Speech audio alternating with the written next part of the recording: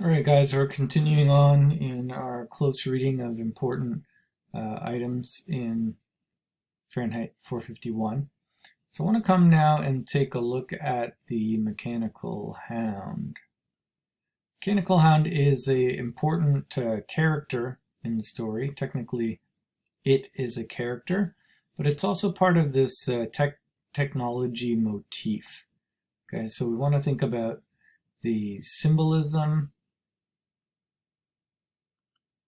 and the imagery associated with technology in the story. So a motif, you remember, is a repeating pattern in a text. All right. So we're going to do a close reading of a number of passages and just focus in on some key ideas. So we want to look at imagery and symbolism in the case of the Mechanical Hound, and then we'll ask the question, like, what does the Mechanical Hound represent in the larger world that it's set in, and in relation to the dystopian society. And as we talked about before, the use of technology by a totalitarian government.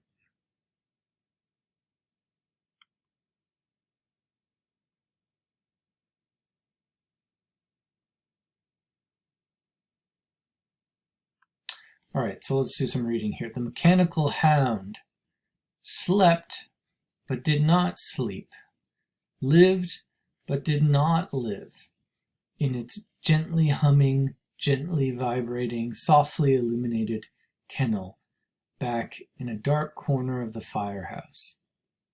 The dim light in one in the morning, the moonlight from the open sky, framed through the great window, touched here and there on the brass and the copper and the steel of the faintly trembling beast. Light flickered on its bits of ruby glass and on sensitive, capillary hairs in the nylon-brushed nostrils of the creature that quivered gently, gently, gently, its 8 legs spidered under it on rubber-padded paws. All right, the first thing to notice is the paradoxes that we see here. That it slept but did not sleep. It lived but did not live. Okay? These are paradoxical descriptions. And what's a paradox? I think you had that actually as one of your devices or techniques in the rhetoric unit, but it's seeming contradictions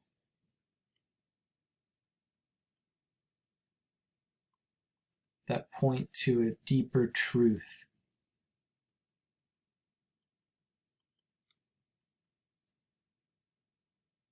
And in this case, well, the hound also reflects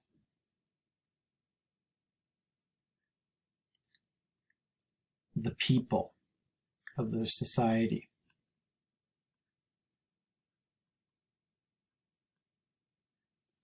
So people become like the technology.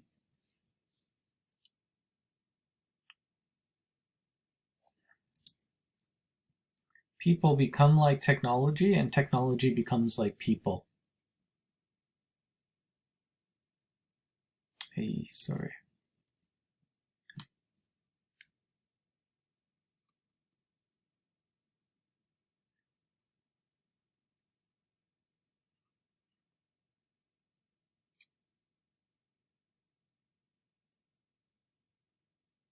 As the people, say in our society,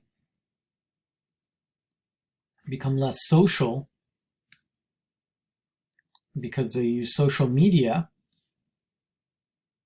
technology mirrors that. Technology is making people less social, actually, and then people want more of that. So there's a double meaning going on with the hound. It's mechanical, yet it's kind of like an AI. It's kind of intelligent. So we have AI coming up in the background here, dangers of AI. Okay, but it's also used by the government as a source of military power, which we'll see. Notice again the strange use of nature imagery to describe technology. In this case, it's like a spider. Not normally a good creature, not usually associated with positive connotations, but it's like a spider dog in a way. But it's got these 8 legs like a spider. And so there's this negative symbolism again in the nature imagery. Montag slid down the brass pole. He went out to look at the city, and the clouds had cleared away completely. And he lit a cigarette and came back to bend down and look at the hound. It was a great bee, come home from some field where the honey is full of poison wildness, of insanity and nightmare, its body crammed with that over-rich nectar, and now it was sleeping the evil out of itself.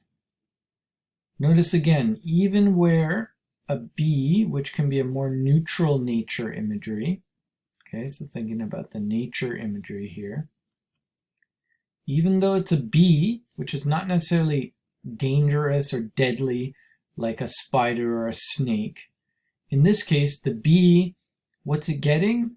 What's the honey? Insanity. Honey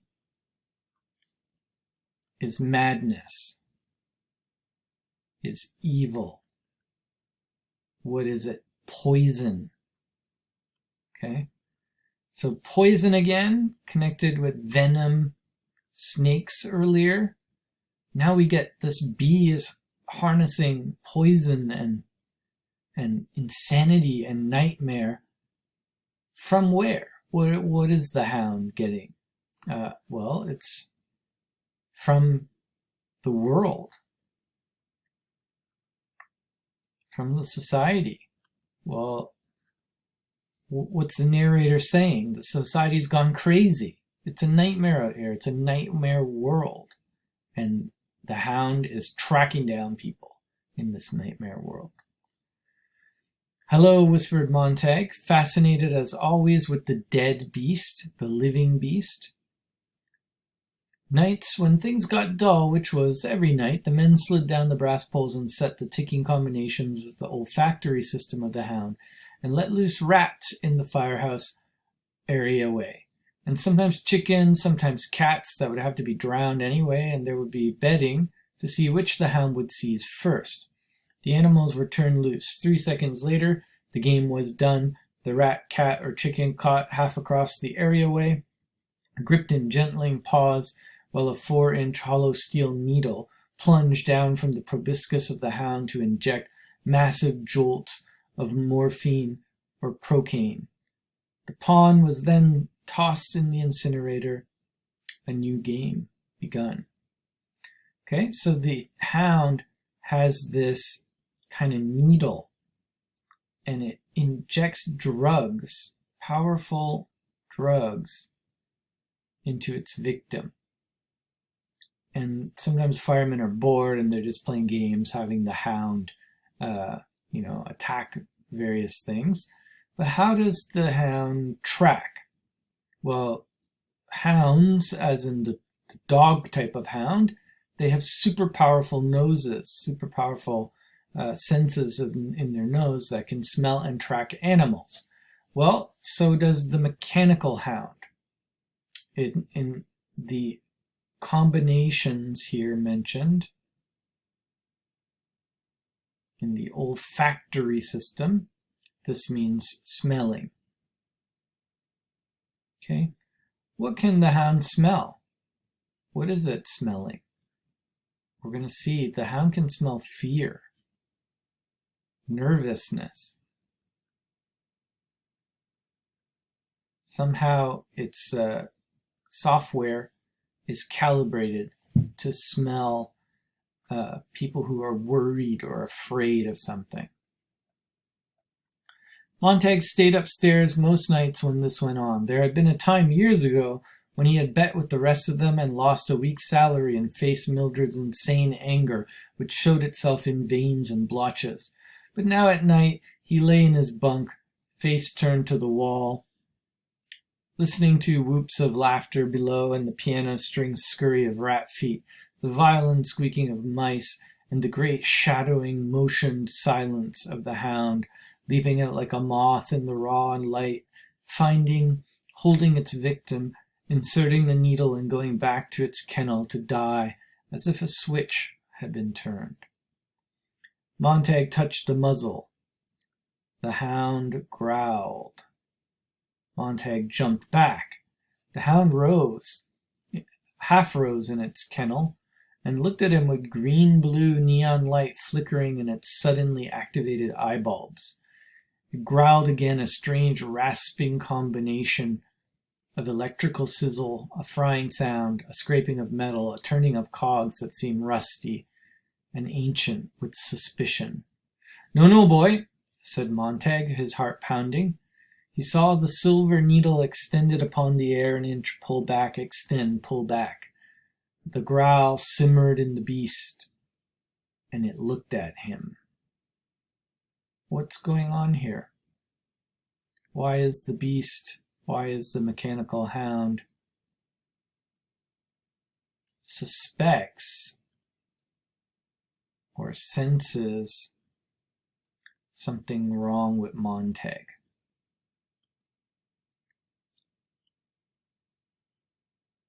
Well, what's wrong with Montag? Well, Montag, he has hidden books in the vent at his house. So he's nervous. He knows his secret. He's got secrets from the government. The mechanical hound, remember, is military, totalitarian government tool, executor, one who kills. How do they enforce the rules? No books in the society. Well, they have this mechanical hound killing people or drugging them and then bringing them back so they can lock them up. Montag backed up. The hound took a step from its kennel. Montag grabbed the brass pole with one hand. The pole, reacting, slid upward and took him through the ceiling quietly.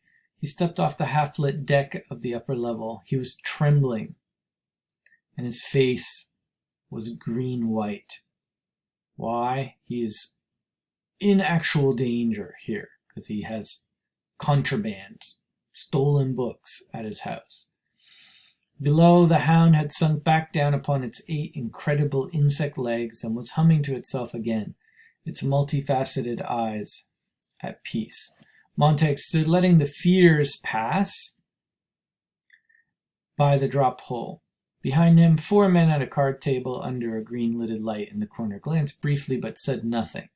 Only the man with the captain's hat and the sign of the phoenix on his hat, at last, curious, his playing cards in his thin hand, talked across the long room. And next, we're going to see Captain Beatty and his interaction with Montag. We're going to see some of the background historical knowledge about the world. How did the world get the way that it is? So in the next video, we'll keep going in this section in a moment.